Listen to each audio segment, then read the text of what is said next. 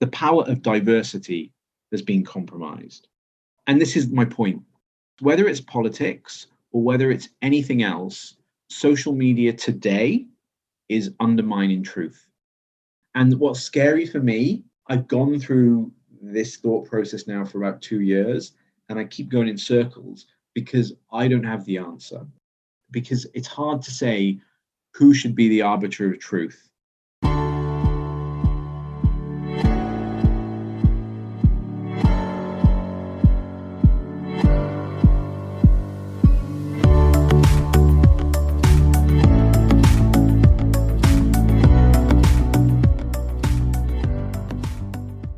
We no longer log off social media like in the early days. It's available literally at our fingertips, and that's exactly how the social media companies would like it. But to what end? How is it changing us in ways we don't notice? Where is it headed? These are some of the points I discussed with Jag Sharma. Jag Sharma has over a decade of experience driving social media campaigns in industries such as FMCG, luxury goods, automobile, and finance, among others, and for companies like Nissan, HSBC, and Mondelez. Jag's passion is social media, and he also hosts the podcast Society 4.0, where he talks about this very phenomenon. Hi, I'm Mahati Rangarajan, and this is Maharani Talks. Could you tell me a little bit about yourself? I knew you grew up in Wales, right? I was born in and raised in Wales, which, for anyone who doesn't know, is in the United Kingdom. It's a small place. It's not really a country. Some people would say Wales is a country. It's a principality.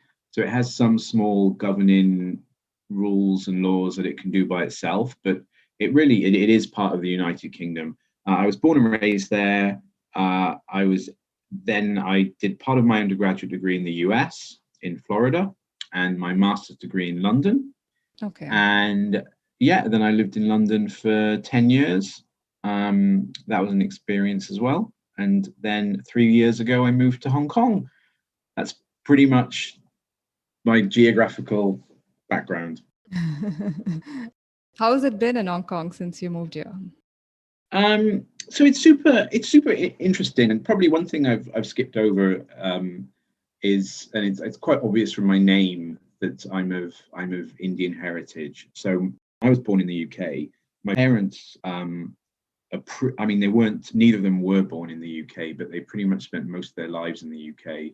So it's interesting then when I go around the world, how I'm perceived and how I'm treated. So when I studied in the US for my undergraduate, it was great because they just treated me as British, whereas even in Britain, I don't get that. You know, in Britain, I was born there, raised there. The first time I ever went to India was in 2020. So the first time I went to India was this year. So I'd spent my entire life not knowing India at all. I can't speak any Indian languages, but being born and raised in the UK, I was always treated as like not fully British because I don't have white skin.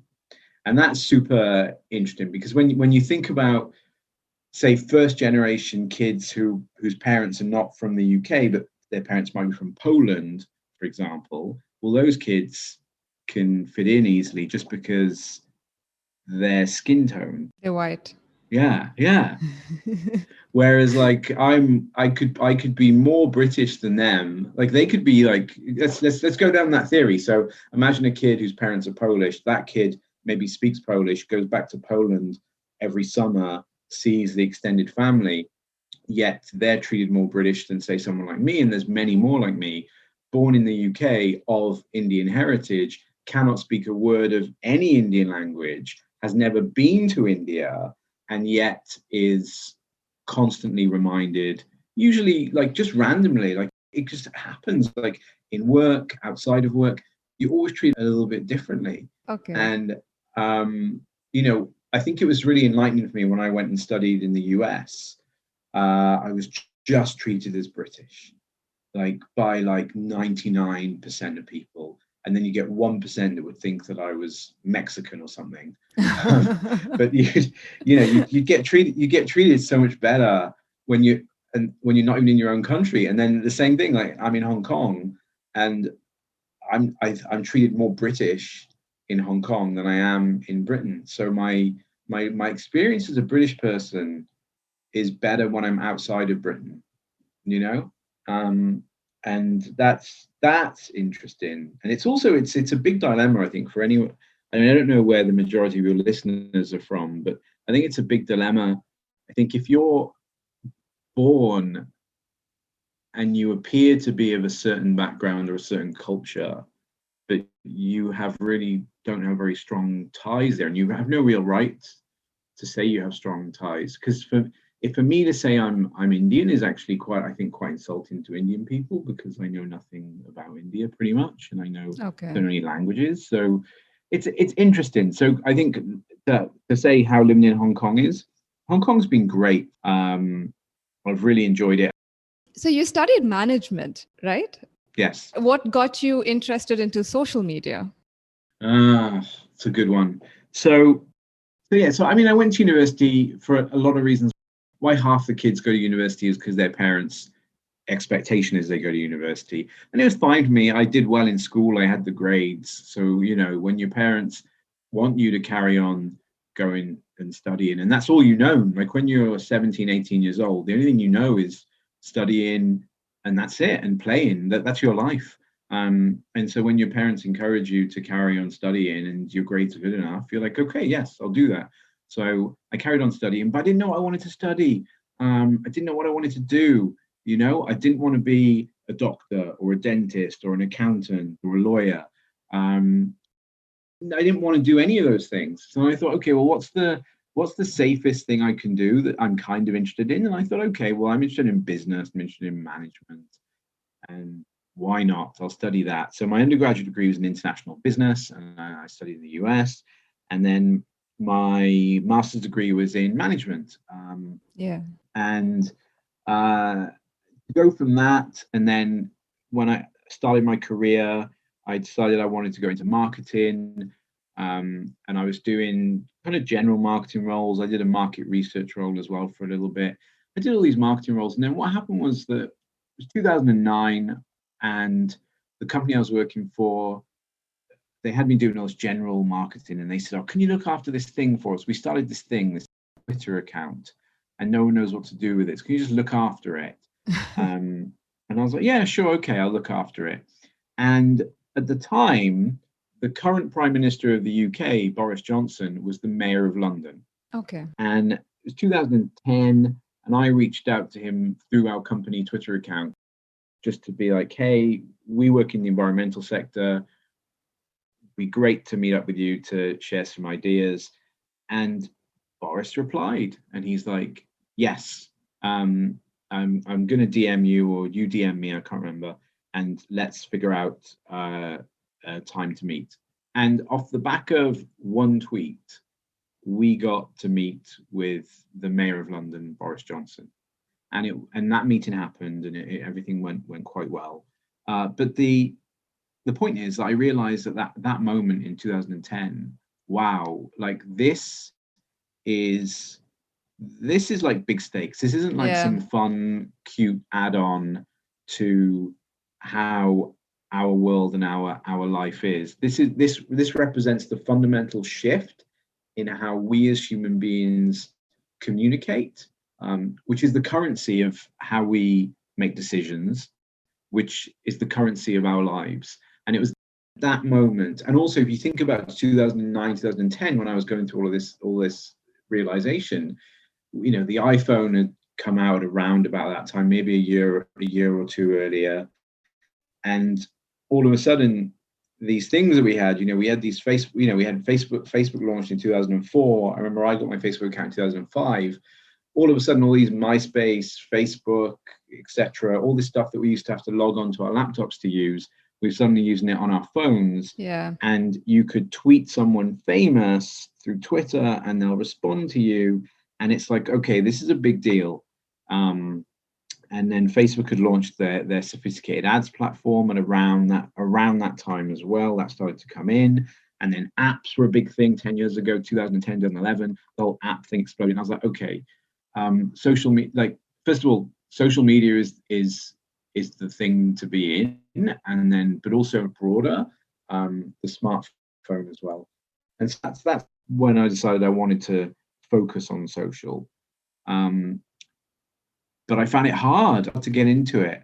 I found it super hard.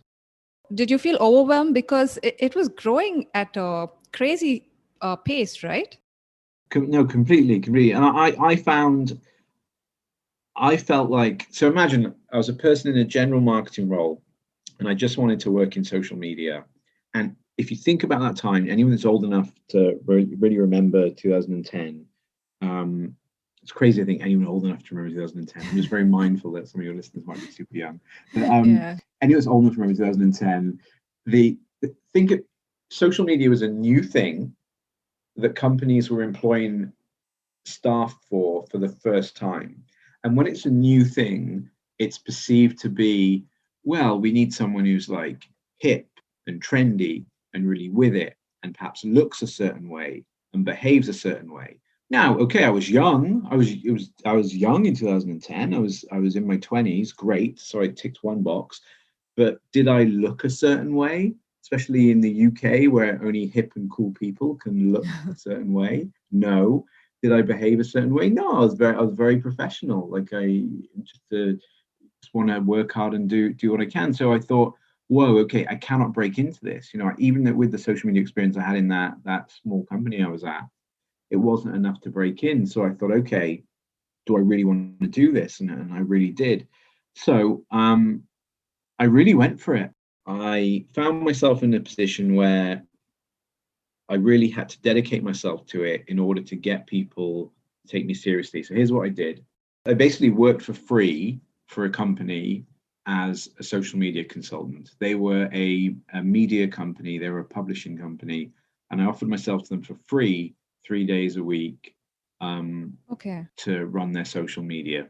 I took a job on the side. On the side, I was working for the sightseeing buses in London. So those buses that don't have any roofs on them. Oh, yeah. Yeah. So I worked for them 3 days a week as well.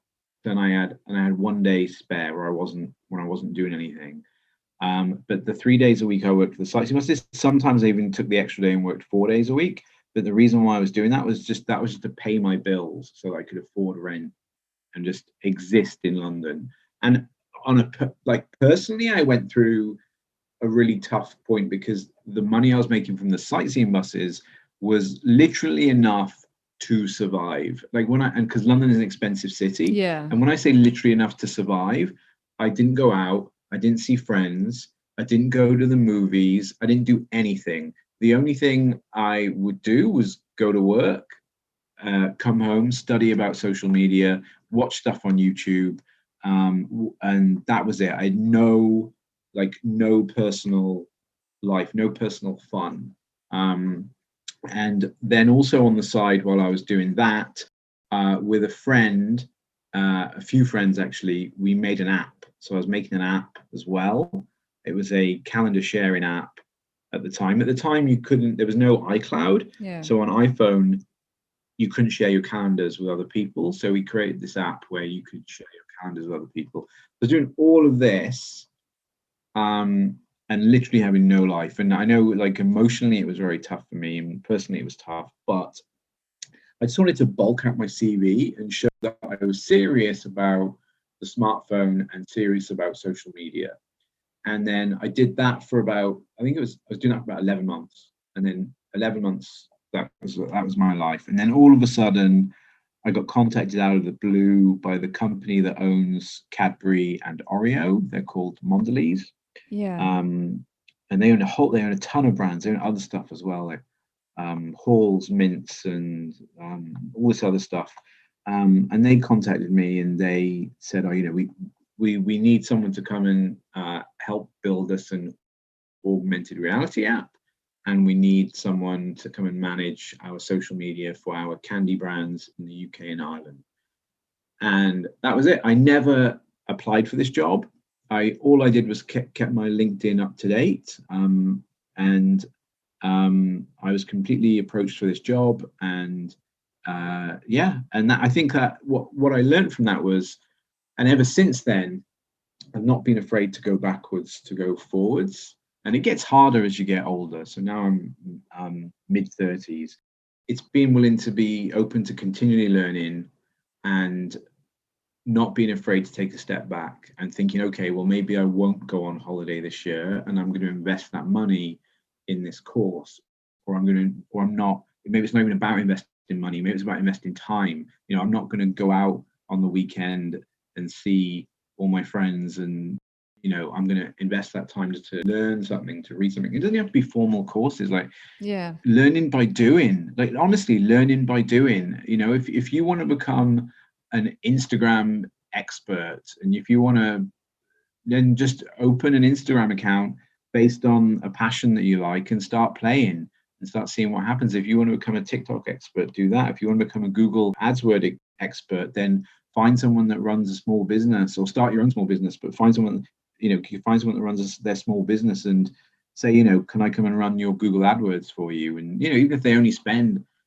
$200 a week or a month on their Google AdWords, so what? Like, it's experience. Yeah.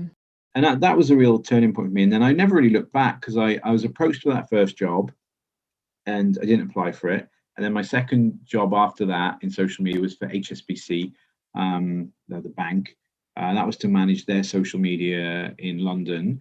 And I never applied for that job. And then same thing happened this time. So to come to Hong Kong, I never even thought about going to Hong Kong. Never in my mind, not even on my list of places to go on holiday. And then I was contacted by a car company called Infinity.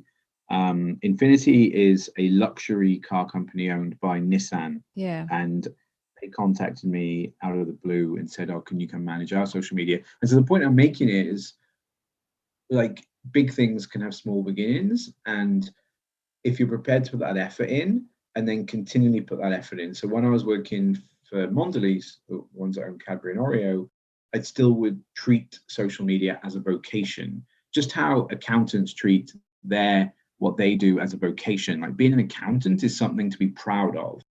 Chartered accountants will subscribe to memberships for certain clubs, and they'll get information and magazines sent to them, and they'll attend events, and they'll always try and upskill, because they treat their career as a vocation. And the thing is, I treat being in social media as a vocation. It's not, for me, it's not a cute add-on to the way we do marketing. For me, in 2020, it is the way we do marketing. And whether I was at Cadbury or Oreo, or whether I was at HSBC, or whether I was at Infinity, I was always still learning social media on the side, and trying to be and improve, always improve, because social moves faster than any other marketing tool, communications tool ever, than ever in the past. TV has remained largely the same throughout its history. So whatever you do, I think you always have to be open to try and learn and continually learn.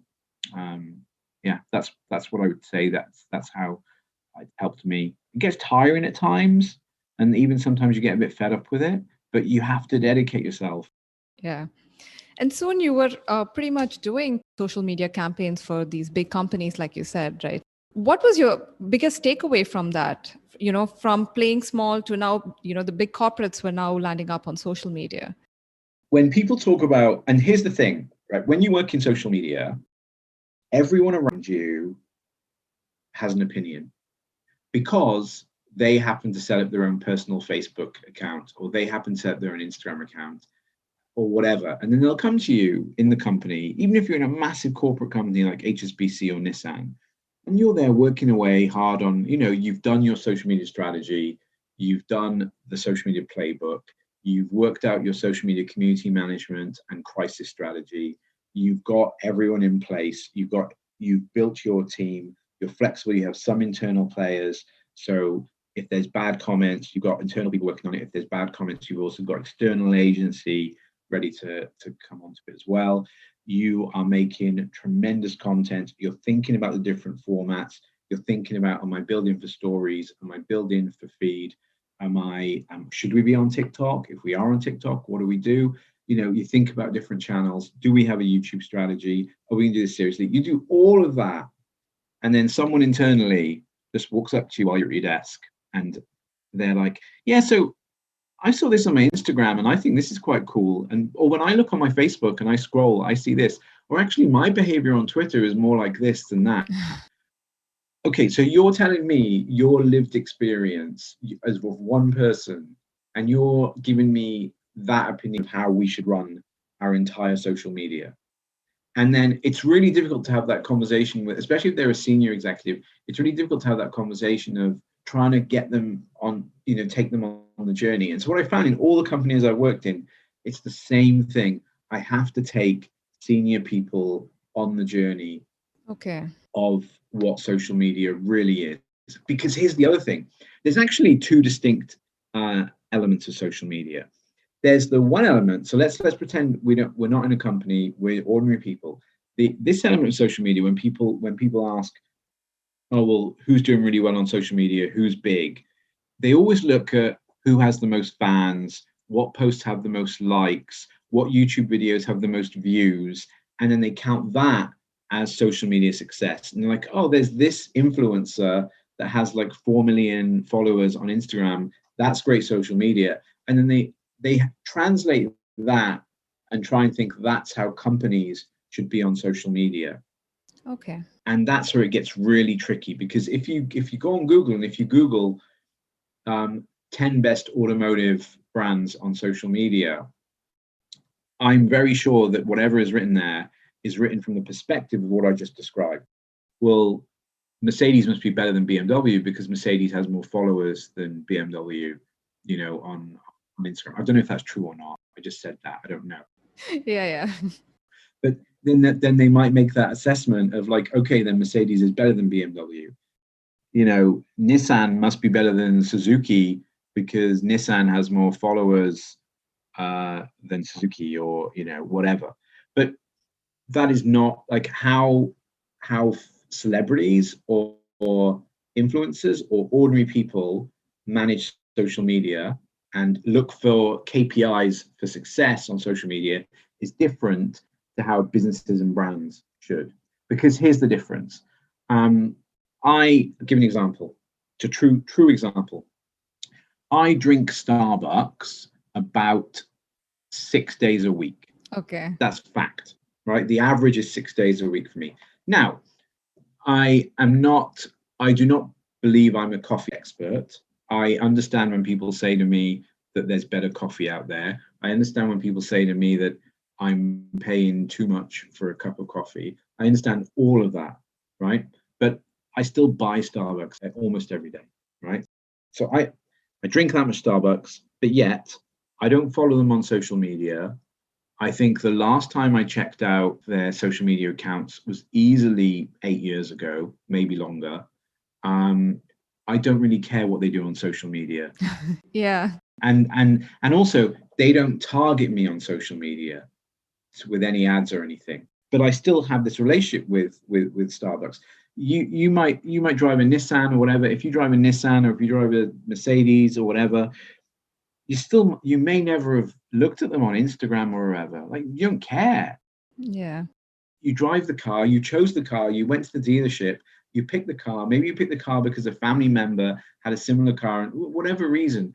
But then you don't need to see them on social media. So it comes back to my point of the brands don't have to behave like they're trying to be an influencer, because influencers are trying to get everyone to like them, or everyone who almost, very broad. They want to have a very broad appeal of just anyone that will follow them, they'll accept. Right. But a brand like a Nissan or an HSBC or any brand, Starbucks, the way they should be thinking, the way a good brand should be thinking on social media is social media for a brand is just like any other marketing tool. It's any other marketing tool, because when you advertise on television or radio or out-of-home billboard ads, you're not expecting people to take a specific action. You run those three kinds of ads for awareness. People don't necessarily follow brands as much as they follow personalities. Yeah. So if you're a brand or a business and you're trying to go for followers, you've already lost, because there's also no correlation between the number of followers a brand has and the number of sales it makes. The whole point, if you're a car business, you need to be going after the people that are interested in buying a car. The people that follow you, maybe they already bought a car, maybe they just love cars, right? An SUV made by Nissan or Suzuki, and a small SUV, a small family SUV made by Nissan or Suzuki, they're not going to sell that car to a petrol head who loves cars. That petrol head is going to follow them on Instagram anyway, but they're not going to buy that family SUV because they're a petrol head. They're going to buy the sporty looking car, or they'll buy an old sporty looking car and they'll keep doing it up and keep changing it, because that's what these people that love cars do. So you're going to get those followers anyway.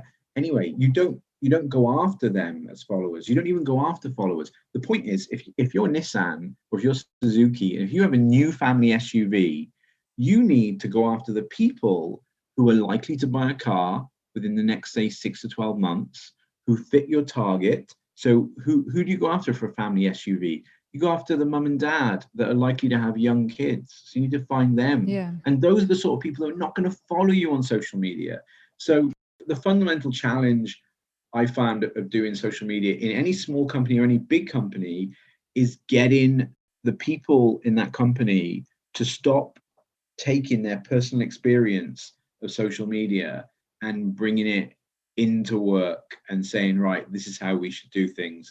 Okay. Because I see social media this way, this is how social media is. Social media is incredibly complex, and like everyone's feed is completely different.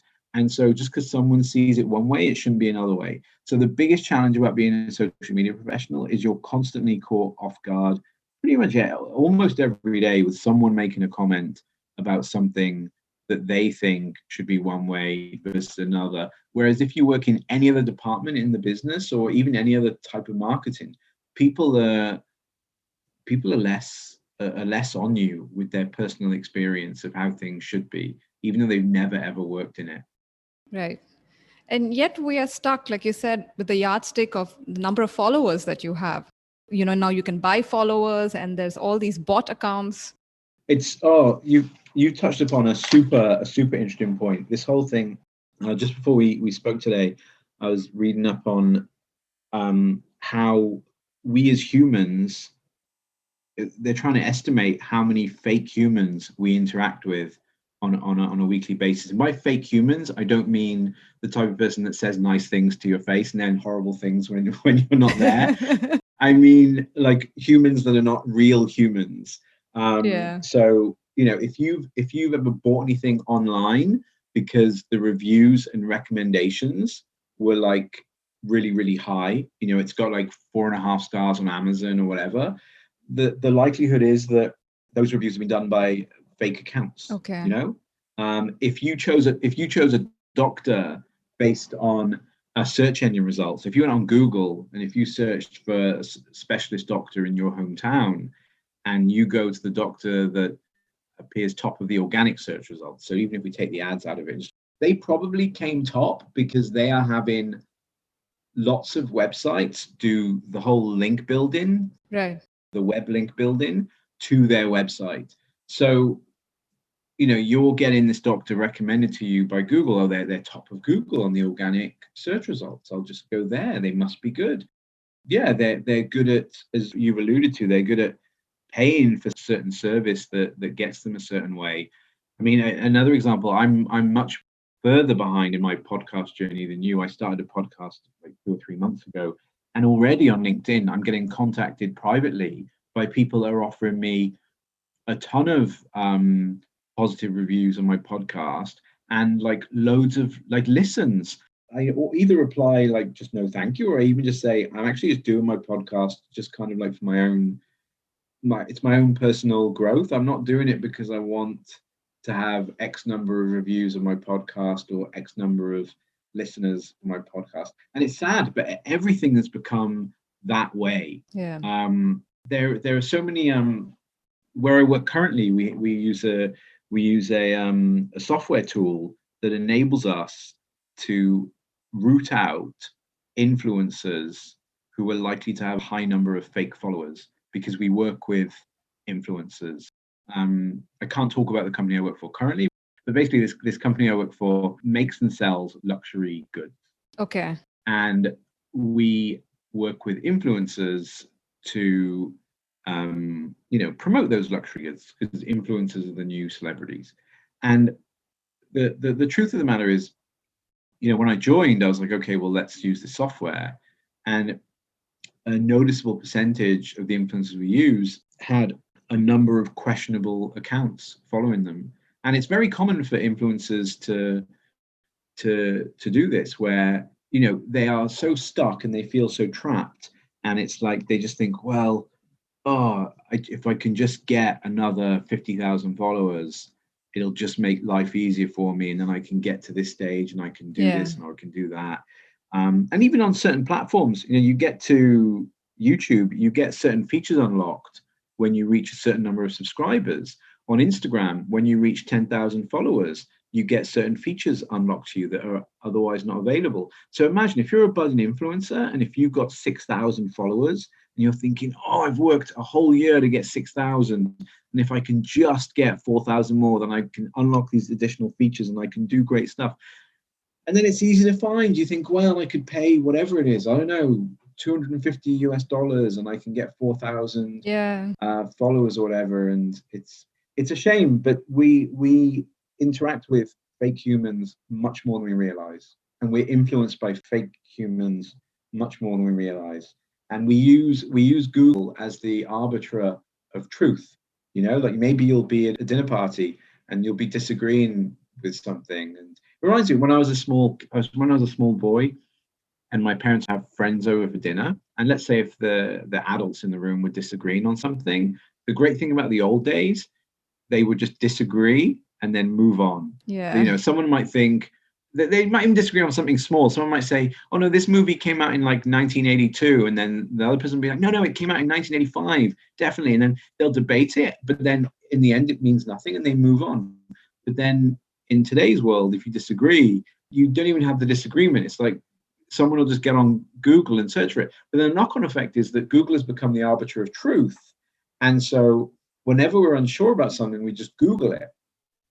But Google is just a search engine run by bots that can do a million things in the time it takes for us to blink. So it's almost as if like you can win over Google just by playing the game and doing things the right way. The doctor example I gave, so if you have enough web links back to your website, then all of a sudden in whatever town your doctor's surgery is based, you could be the best doctor according to Google. And then all of a sudden that's not true, but it's you've made it so it is true. And that's the world we kind of live in now, where it's scary. Yeah, it is scary. It is very scary. Yeah. So, Facebook played a huge role in the US elections in 2016 with the Russian interference. How do you think it's being used as a weapon for this election that's going on at the moment? Oh, the election in 3 or 4 days' time. I'm so excited about it. Sounds strange. I am addicted to the US presidential election. And every time it comes, I love the US election. The reason why me, a brown British person from Wales, is obsessed with the US election is because the US is the largest powerful democracy in that sense. Like when whoever gets elected from whoever is elected as the US president, they have so much impact on the rest of our lives. Yeah. If the US president wants to meet the Indian prime minister, or if the US president wants to meet the British prime minister, it's a massive deal. Like it's the US president, In terms of where it could be this time compared to 2016, it makes me super sad because as I met, as we're talking, like I love social media. I love working in social media, but social media has changed dramatically over the past 10 years. Like it used to be quite harmless. And it used to be like, okay, when I used to do ads for Mondelez for candy and sweets, it was just cute and a fun thing to do. And, we used to put these ads out on Facebook. They used to appear in the Facebook feed. And it was just a nice thing to do. It's like, okay, we brought out new sweets, we're selling them, wonderful. And now when I log onto my Facebook today, because everything's become more sophisticated and it is much more sophisticated than I think we even realize. These algorithms can predict, and they can predict like to really good accuracy of, you know, how I'm feeling, what mindset I'm in, what am I likely to be doing, um, what's important to me at that moment, and you know, and it's scary. It's scary how accurate they can be. And I know that there's the platforms don't admit to certain things, and we don't know if it's true or not. But there's beliefs that, you know, they listen to us through our phones. I don't know if that's true or not. And there are certain keywords. Yeah. But I think it's more to do with one thing that is true. For example, if you're running off the same Wi-Fi network as someone, then they know that you've met with that person, Wow. and then they can use that. And I give an example. I have a trainer, and I was training with him, and he was talking about he keeps getting served ads by a certain car company, and um, and we were training in the gym, and he was connected to the Wi-Fi, I was connected to the Wi-Fi, and then on the way back from the gym that evening, I got served that same ad for that car company. I had a friend over in my apartment, and they were talking about a certain kind of service they used. I was talking about something I'd used in Hong Kong, a certain service, and then 2 days later, they tell me that they were served the same ads as well. So, and there's definitely something in it to the level where they know who we meet up with in person and online. They know what we're doing when we're doing it. They know our behaviors, our routines. They know when we have down times. They know when we, you know, are taking a break. They know they can predict our behavior, our mindset, because, you know, humans are creatures of habit. We are creatures of habit. We each one of us likes things a certain way, Yeah. and we get into certain habits and certain routines, and they can predict all of this. And you know, elections are not won or lost based on policies. They're based on people's emotions and feelings. And what these entities that interfere with elections do is they don't talk about the policies these candidates have. They find our fears and our emotions, and they go down into the well, and they go down into the well further than anyone has gone before, and they really play with our emotions. And when we look at, you know, companies like Cambridge Analytica in the past that doesn't exist anymore, and Yeah. you know, these Russian entities as well, what they've done to a great degree is use easily available targeting through Facebook and through third parties that have taken Facebook data that which you can bulk onto and add on as additional targeting in order to really get people to either take an action or not take an action. And what they did in the 2016 election was that they did it to voter suppress. Yeah. So they targeted groups of society that they thought could either be won over to vote another direction or be convinced not to bother to vote. So you'll have hardcore Republicans that will always vote Republican. You'll have hardcore Democrats that will always vote Democrat, no matter what, no matter who the candidate is. So forget them. Then you have the people that can be swung either way. Okay, are these ones that will always vote but they swing, or are they ones that sometimes don't vote but swing? Okay, the ones that always vote but swing, we need to convince them to vote in a certain way. And then the ones that can be convinced not to vote, we should convince them not to vote. And in the case of the 2016 election, you know, the largest group of Democrat supporters that are likely to be convinced not to vote were African Americans.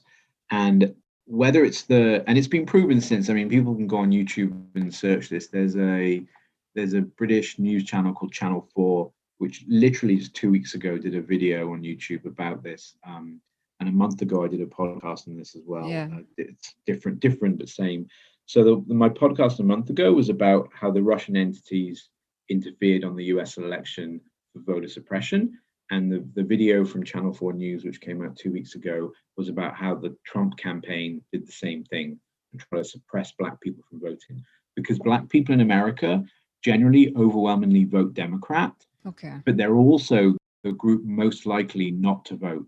So it's just easier for the Republican Party just to convince this large group of voters to not vote, because then the Republicans are more likely to, overall win the election. And so it's a shame. So it's almost like rather than try and win these people over with policies and actually give them something that they want, it was better to convince them not to vote. And that's a shame. Yeah. And they've done it in other countries as well. They really have. Whether it's the Russians or whether it's Cambridge Analytica or whether it's other entities, it has been done and it is being done in other countries to varying degrees. Prior to the 2016 election, we had a vote in the UK, our own little vote for Brexit, whether we were going to stay in the EU, whether we were going to leave the EU. There is a strong belief that Brexit was the test bed for the US presidential election, that this company, Cambridge Analytica, they had mild success in some smaller countries in Africa and possibly even somewhere in South America, maybe Argentina, where they tested their theories in like 2014 to see if they could convince people and change people's behavior. But then Brexit vote, that was the one that they really swung it on, and they realized that they could do this for the US election. Right. And we had a key advisor, Steve Bannon, who worked for the US president. He was part of Cambridge Analytica. He worked for Cambridge Analytica. You have someone that works at Cambridge Analytica who has links to the British Conservative Party in the UK. So the saddest thing about all of this is linked to politics as well. But then you almost, on the flip side of it, you almost can't blame the politicians either, because imagine if we take social media out of the equation and let's just say there was no internet, no anything, and then some company comes along and says, we make these flyers that we can post through people's doors and it encourages them not to vote. Do you want to use our services? And any politician would. Like, if you really believed in your party's politics or the way it is, you'd think, well, yeah, because I know that what we do for this country is right, and it's fine to use any messaging to encourage people not to vote. As long as we're not threatening people, we're just giving them reasons to not vote. So I can understand why they do it, but here's the difference of those two examples. The leaflet example, no internet, it's a leaflet. The leaflet example, it's the same leaflet delivered to every person, and it's tangible and it exists forever. Yeah. Like, you can save that leaflet and show it to someone. These social media posts, like, okay, Facebook isn't saying or isn't handing over everything that it has, or it's saying that they don't have everything, or in the stuff that they do, they're not willing to share in terms of the posts and the ads that were done for the 2016 election. But the point is, you could be served something different to convince you to vote a certain way, and I can be served something different, and you and I will never see the same ad. And that's the difference of social media, which is the scary part. There used to be a time where in politics, you'd have more of a left-wing news station and a right-wing news station, and you could, if you're more right-wing, at least like you could change the TV channel and see, oh, well, what's the other side saying? Yeah. And if it was just that and newspapers, at least you could at least look over the garden fence and you could say, well, I'm more right-wing, but I'm looking and I'm seeing what the more left-wing viewpoint is, because it was only TV stations and newspapers, so you could see both sides. Now, because social media is such an echo chamber and anything I say is just repeated back to me in another way, I never see the other side. I only see what I want to see times 100, and so I never get to see what the other side is thinking or doing. There's a really simplistic example I want to share, and it goes beyond politics. It comes back to this point of view of the biggest issue I have with social media today is that it forces us to become packs, like packs of hounds, for example, or packs of wolves. And I'll explain. Right. So, and it's a very common example I'm going to give. And they used to do this in carnivals around the UK, and I'm sure in other countries as well. In the olden days, they used to do these in carnivals. And today, even in some business schools, they do this on the first day. And it comes back to a theory known as the wisdom of the crowds. So imagine, we won't do the carnival example, we'll do the business school example. So first day of business school, professor shows up to a full lecture theatre. And the professor, she's got a glass of jelly beans, and she puts the glass of jelly beans, big jar of jelly beans, on the table in the front. Okay. And she asks people, okay, I want each person to estimate the number of jelly beans in this jar. And then, of course, everyone one by one shouts out their opinion or writes down their opinion. But the point is, the average, when you take the average of that whole first day of business school, that whole 200 class, whatever cohort, the average is usually very accurate. And that's because each person brings different perspective. They've got their different cognitive thought process, and they've got their own kind of lived experience. And it brings together, and it brings an average, which they all meet on, which is usually quite very accurate. Okay. Now, let's take that same jar of jelly beans.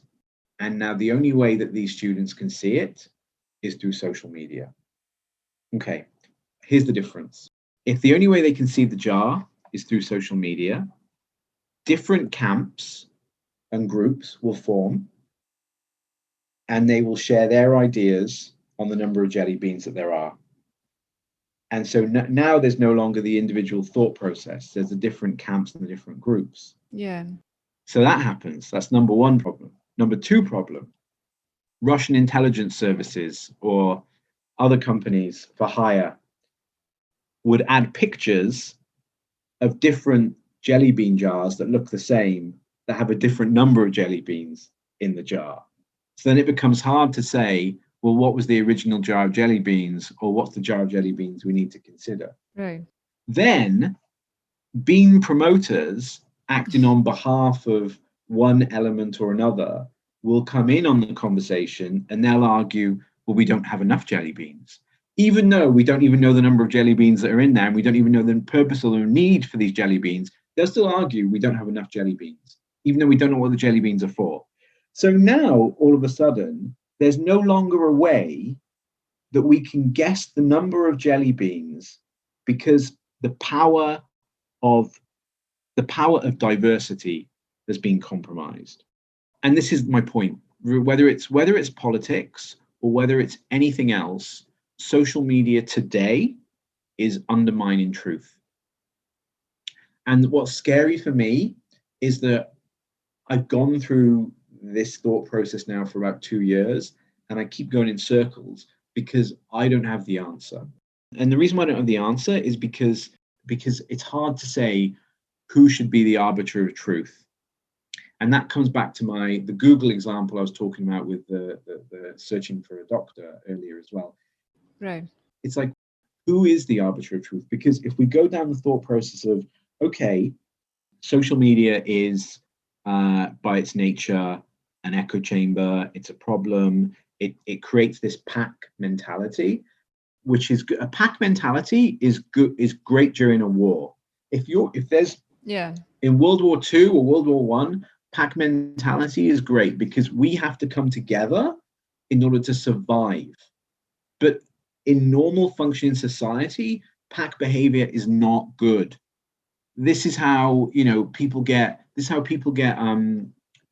misaccused for things they didn't do by these silly WhatsApp groups. And then in a village somewhere, someone gets dragged out and beaten to death for like literally a false reason, because it's encouraging people to turn into packs. Whereas if it's all individual thought, and it goes back to my leaflet example, if a leaflet came through rather than a WhatsApp group, and if the leaflet came through your door and said, John that lives down the street is a murderer, but then you read all the information, you're like, well, there's no truth in that. And okay, maybe at the worst, I'll hand this into the police, but I'm not gonna go and knock on, my neighbors, and we're not going to form a group, and we're not going to go and drag someone out and kill them. Whereas WhatsApp and Facebook and things like this, it can encourage things like that. Right. And so this is the big issue of, it goes beyond politics for me. It's like we're at this point now where it's making this pack mentality. And the reason why I say I keep going in circles is because how do we fix it? And I actually don't know. Because if we say the arbiter of truth should be a committee. So Facebook is setting up their own committee. It's like a Senate committee. It compares to the US Senate, where the Facebook board of directors have employed a whole load of independent people. One of them is like the former prime minister of Denmark or another country in Europe somewhere.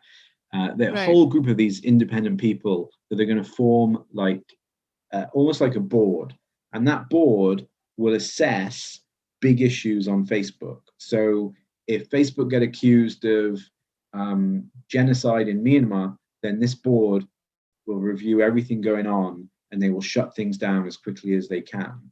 The good thing about that is that Facebook are addressing it and that they want to be part of the solution and not just part of the problem. And I applaud them for that. I think it's really good that they're trying to find a way forward, because they're trying to also protect freedom on the platform. The freedom of, if you are interested in cats and if you want to start a Facebook group on cats, you should be free to do that. You should have that freedom to do that. Right. And I buy into that on that side of it. And it's good that they're doing it. But on the flip side, so Facebook chose the panel.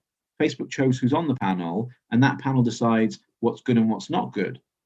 And that panel today might decide, okay, stuff going on in Myanmar on the Facebook platform is no good. We need to really overhaul what's going on. Wonderful. But then that panel might also decide tomorrow, well, this political candidate in India, we don't like what they say. Yeah. So we're just going to take them down. But is that like, it's so frustrating, because who decides? Like, it's like, do they have the right to decide that if that candidate says a certain thing that is a little bit, on the edge, is that fair for them to be silenced and taken down in a world where if you're silenced and taken down from social media, that cuts like most of your voice? And this is where it gets really hard, because it's like, okay, I don't want social media to be involved in encouraging violence against people. I don't, obviously things that are going on right now, we're moving towards a world that is becoming more divided, less globalized, way more nationalistic. Some of the rhetoric coming out from many countries is much more nationalistic than ever before. So clearly something needs to be done. But then if we go the other way, where are we heading to? Like, where are we heading to then? So it's finding this balance, which I certainly don't have the answer to, and I keep going in circles on it. I recognize something needs to be changed, but it's hard to know how far we should go.